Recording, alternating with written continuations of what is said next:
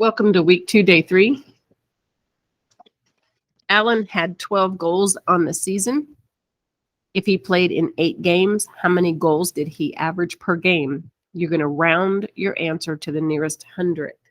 So if you have 12 goals, that's going to be your dividend. And if you played 8 games, that's going to be your divisor. What they're saying is round your answer to the nearest tenth is, obviously, I need to do a decimal with a 0. So how many sets of 8 can I take from 12? 1. And then I bring down my 4, my 0, because my remainder is there. And now I've got how many sets of 8 can I take out of 40? Well, I know 8 times 5 is 40. It uses them all up.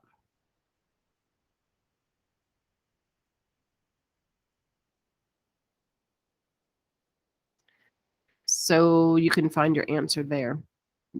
There was some questions about number 2. The first worm was 12 8/10 centimeter long. The second worm was 1 6/10 times as long as the first worm. Times, multiplication.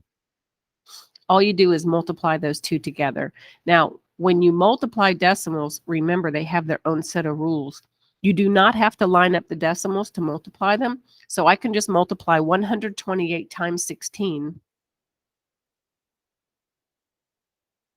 When I get completely finished with my product, then I go back and count my decimal places. I have 1 decimal place here and 1 decimal place here. I will need to move my decimal in 2 places before I place my decimal. And that's moving it from the right to the left. We're having some trouble with some definitions with deposits and withdrawals and debt. Not knowing what the definitions are of those words are going to really hurt you whenever you're trying to solve word problems. So Ariel, you have to think about, okay, is this a positive number or is this a negative number? And see, you can't come up with that if you don't know what the definitions are. So Ariel was saving money for a new bike. She had $78 in her account. Well, that's definitely a positive 78. When she received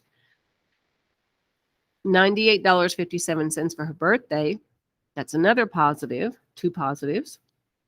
She then spent $12.48. Uh-oh, spent is a negative. This is a positive, and that's a positive. On some music, how much money does she have left? So I need to add those things together and then subtract that out to find out what she has left. Number 4, a lot of students are struggling with number 4. They don't realize what operation is going on here. If Andrea had 12 yards of ribbon and each bow requires 2.6 yards, how many complete bows can she make with her ribbon? Okay, so my ribbon is so long. This is my ribbon.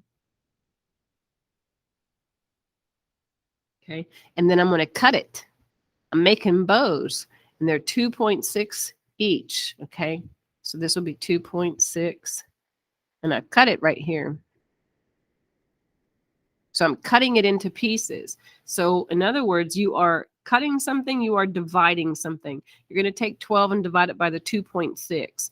You have to move your decimal. Remember, you can't divide with a decimal in your divisor, and you will be able to get your answer. Now, think about this too. She is making the bows, and it's requiring 2.6 yards.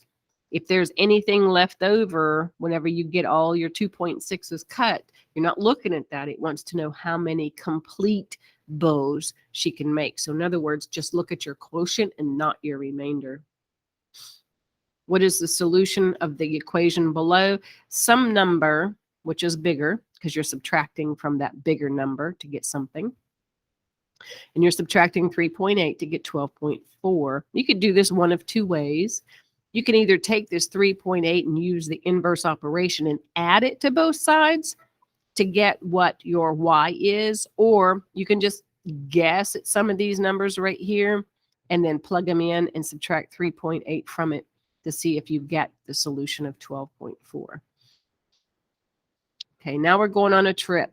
It's 8,216 miles long. If they drive the same distance each day and the trip took 13 days, how far did he travel each day? That's just simple division. 13 divided into 8216. And you could take your 13 and you can run it to help you. I've showed you that technique in week 2, day 1, and week 2, day 2. So if you need to go back to those videos and watch the division tricks, that would be fine. Thank you for watching week 2, day 3.